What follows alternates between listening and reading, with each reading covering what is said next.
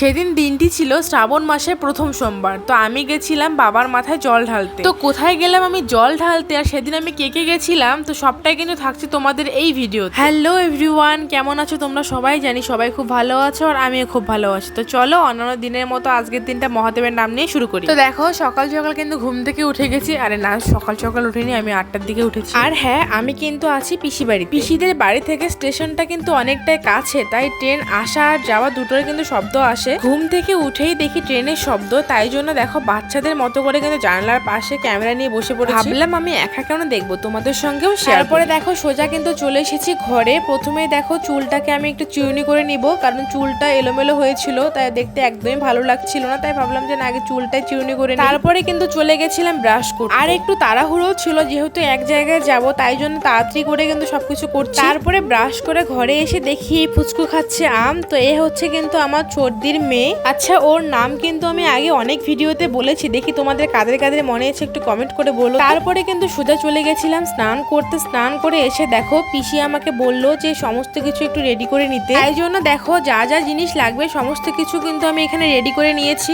তো দেখো আমার কিন্তু সমস্ত কিছু একদম রেডি করা কমপ্লিট। এখন চলো যাওয়ার জন্য রেডি হওয়া যাক। আমি কিন্তু পরবো এই হোয়াইট কালারের একটা কুর্তি আর হোয়াইট কালারের প্যান্ট। তো এই তো আমি টুক করে রেডি হয়ে গেছি। আসলে আমার রেডি হতে খুব একটা সময় লাগেনি, যেগুলো একদম না করলেই নয় সেগুলোই কিন্তু করেছি। যেমন লিপস্টিক, একটু কাজল পরেছি, একটা ফোঁটা দিয়েছি, একটা মালা পরেছি, শেষ। দেখো যে কোনো জায়গায় যাই না কেন এগুলো তো দিতেই হবে। প্রথমে চুলটাকে কিন্তু আমি মিডিলে সিথি করে বেঁধেছিলাম, তারপর দেখলাম খুব একটা ভালো লাগছে না, তাই জন্য দেখো পাশ দিয়ে কিন্তু সিথি করেছি। তো আমরা সবাই কিন্তু রেডি হয়েছি, এখন চলো যাওয়া যাক। আমার পিসি যখন কোথাও যাওয়ার সময় ঠাকুর প্রণাম করে বের হয়, আর তার দেখে দেখে কিন্তু আমার দিদির মেয়েও শিখেছে, কোথাও যখন ও বাইরে যাবে তখন প্রণাম করবে, আর যেখানে ও ঠাকুর দেখবে সেখানেই ও প্রণাম করবে। এটা দেখে আমার বেশ ভালো লাগলো, আর এটা মনে মনে ভাবছি সত্যি বাচ্চারা কিন্তু বড়দেরকে অনুসরণ করে। তারপরে আমরা সবাই মিলে এক এক করে কিন্তু বেরিয়ে পড়লাম ঠাকুরকে প্রণাম করে। আর আমাদের টোটোও কিন্তু চলে এসেছে। তো আমরা কে কে যাচ্ছি চলো তোমাদেরকে বলি। এখন যাচ্ছি কিন্তু আমি, আমার ঠাকুমা, ছোটদির পিসি আর ছোটদির মেয়ে। আর আমাদের বাড়ি থেকে বের হতে হতে কিন্তু 11:30 মতো বেজে গেছিল। আর আমার কিন্তু বাবার মাথায় জল ঢালতে যাওয়ার কথা ছিল ভোরবেলা, কিন্তু আমার ঘুম ভাঙেনি, তাই জন্য দেখো আমি কিন্তু যেতে পারিনি। এখন পিসিদের সঙ্গে যাচ্ছি। আর আমি কিন্তু পিসি বাড়িতে এসেছিলাম আগের দিন রাত্রিবেলা, মানে রবিবার দিন রাত্রিবেলা এসেছিলাম। আর সোমবার দেখো আমরা কিন্তু জল ঢালতে যাচ্ছি। রবিবারের দিন আমাদের একটা নিমন্ত্রণ ছিল, তো সেখানে গেছিলাম আমরা সবাই মিলে। তো ওই দিক দিয়ে কিন্তু আমি পিসি বাড়িতে চলে এসেছিলাম। আর পিসি বাড়িতে আসার কারণেই কিন্তু ছিল জল ঢালতে যাওয়ার জন্য। আর একটু আগে তো বললাম যে আমার ভোরবেলা যাওয়ার কথা ছিল। তো ভোরবেলা কিন্তু আমি ভাইয়ের সঙ্গে যাওয়ার কথা ছিল, মানে আমার পিসির ছেলে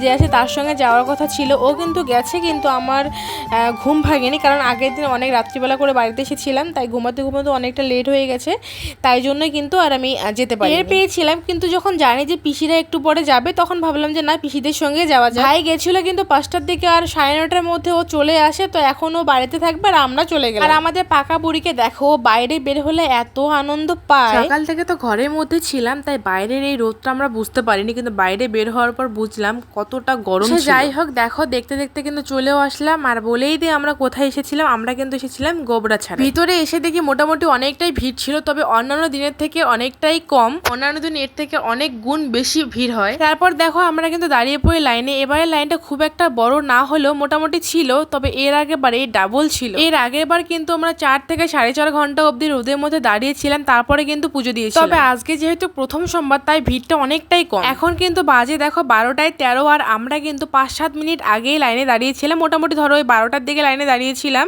তো দেখা যাক কখন লাইন শেষ হয়, কটা বাজে আমাদের। লাইনে কিন্তু দাঁড়িয়েছিলাম দিদি আর আমি। পিসি আর নিধিকে দেখো ছায়ার মধ্যে দাঁড় করে রেখেছিলাম, সাথে কিন্তু ঠাকুমাও ছিল, কারণ ওরা রোদের মধ্যে দাঁড়াতে পারবে না। আর এই রোদে গরমে আমাদের অবস্থা পুরো নাজেহাল হয়ে গেছে। তো দেখো এখন কিন্তু বাজে 12:52, আর এখনো আমরা অনেকটাই দূরে ছিলাম। আমরা এখনো অবধি মন্দিরের ভিতরে ঢুকতে পারিনি, মন্দিরের বাইরেই ছিলাম।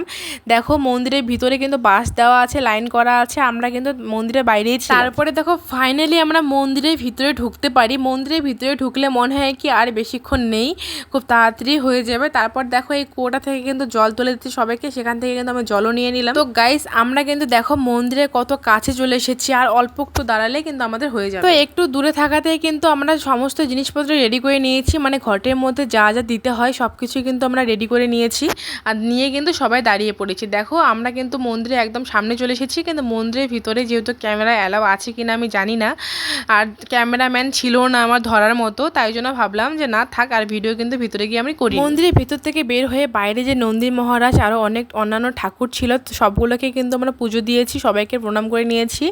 আর এখানে দেখো আমাদের হাতে কিন্তু লাল শালুক বলবো না, শালুক বলে সেটাকে কিন্তু বেঁধে নিচ্ছি আমরা। আমাদের পুজো শেষ করতে করতে কিন্তু 2:30 বেজে গেছিল, আর বিশ্বাস করবে তখনও অবধি কিন্তু প্রচুর লাইন ছিল। সেদিন জানো তো রোদ খুব একটা না থাকলেও গরম কিন্তু পড়েছিল প্রচন্ড, একদমই হাওয়া ছিল না, মানে এত গরম লাগছিল। গরম যেহেতু ছিল প্রচন্ড, তাই জন্য দেখো আমরা কিন্তু ভিতরে বেশিক্ষণ লেট করিনি। পাশে কিন্তু ছোট্ট করে একটা মেলা হচ্ছে, তো সেখানে কিন্তু আমরা গেছিলাম, একটু চারিদিকটা টুকটাক দেখে কিন্তু আমরা চলে যাবো। তারপরে কিন্তু আমরা বেরিয়ে পড়ি বাড়ি আসার জন্য। আর আমরা ওখানে কিন্তু কোনো জিনিস খাইনি, যেহেতু সবাই না খেয়েছিলাম, তাই ভাজা পোড়া কোনো কিছু খাওয়া আমাদের ঠিক হবে না তখন, তাই জন্য দেখো আমরা কিন্তু ওখানে কিচ্ছু খাইনি। টোটোর মধ্যে একটা মাজার বোতল আর একটা জলের বোতল কিনে আমরা কিন্তু এগুলো টোটোতে করে খেয়েছি। তারপরে কিন্তু দেখো টুকটুক করে চলে আসি আমরা বাড়ি। তো এই ভিডিওটা কিন্তু আমি এখানেই শেষ করলাম, নাহলে ভিডিওটা অনেকটা বড় হয়ে যাবে। এর সেকেন্ড পার্ট আসবে এরপরে, ভিডিওতে তোমরা দেখতে পাবে। তো কেমন লাগলো তোমাদের ভিডিওটা অবশ্যই কিন্তু আমাকে জানাবে। তোমরা যারা ফেসবুক থেকে দেখছো তারা অবশ্যই আমার পেজটিকে ফলো করে দিও, আর যারা ইউটিউব থেকে দেখছো তারা অবশ্যই কিন্তু একটা সাবস্ক্রাইব করে দিও। তো টাটা, বাই।